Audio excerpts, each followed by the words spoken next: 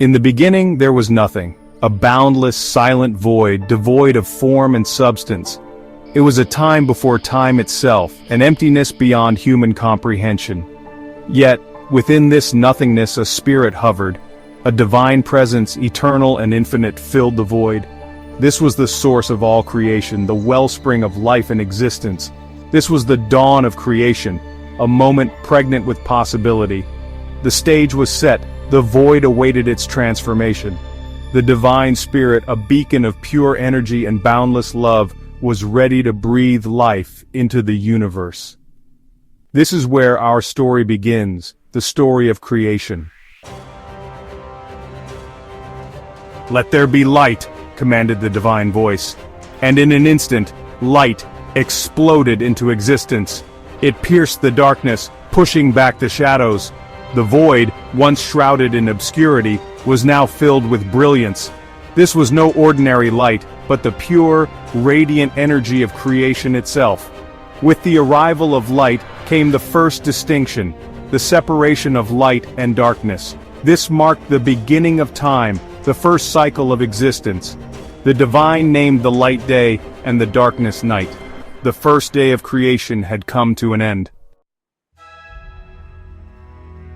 On the second day, the divine spirit turned to the waters that filled the void.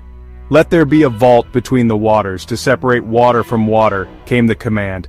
And so it was. A vast dome, a breathtaking expanse arose, dividing the waters. This was the sky, a magnificent canopy separating the waters above from the waters below.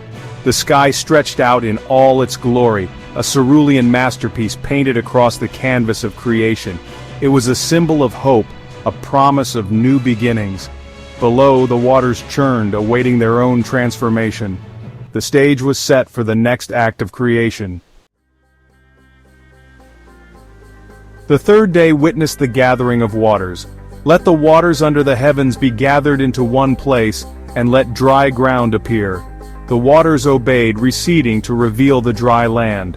Mountains rose, valleys deepened, and vast stretches of fertile land emerged. The divine named the dry ground land and the gathered waters seas. And then, a miracle unfolded. From the bare earth, life sprang forth. Green shoots emerged, unfurling their leaves to greet the sun. Trees reached for the sky, their roots anchoring them to the land.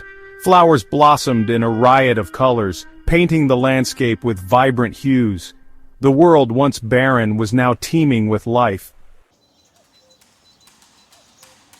On the fourth day, the divine spirit looked upon the newly formed earth and declared, "Let there be lights in the vault of the heavens to separate the day from the night, and let them serve as signs to mark sacred times and days and years." And so it was. The sun, a ball of fire, blazed into existence, casting a warm glow upon the earth. The moon, a gentle orb, reflected the sun's light, illuminating the night. Countless stars twinkled in the vast expanse like diamonds scattered across a velvet cloth. The heavens were now adorned with a celestial symphony of light, marking time and guiding the seasons. The fifth day heralded the arrival of creatures that would fill the waters and the skies. "Let the water teem with living creatures, and let birds fly above the earth across the vault of the heavens," commanded the divine. And so it was. The seas came alive, teeming with an astonishing variety of fish. Whales, majestic giants, glided through the depths, while schools of shimmering fish painted the coral reefs with color. In the skies, birds took flight, their wings catching the wind as they soared through the air. Their songs filled the air, a chorus of praise to their creator. On the sixth day, the divine spirit turned to the land. "Let the land produce living creatures according to their kinds, the livestock, the creatures that move along the ground, and the wild animals, each according to its kind." And so it was.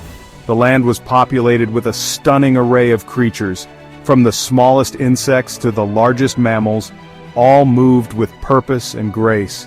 They filled the forests, roamed the plains, and burrowed beneath the ground. Then came the crowning glory of creation. "Let us make mankind in our image, in our likeness," proclaimed the divine. And so it was. Man and woman were created, unique among all beings.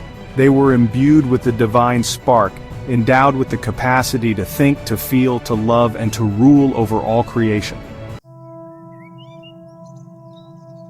On the seventh day, the divine spirit rested. The work of creation was complete. The world, once an empty void, was now a vibrant tapestry of life and beauty. The seventh day was sanctified, set apart as a day of rest and reflection.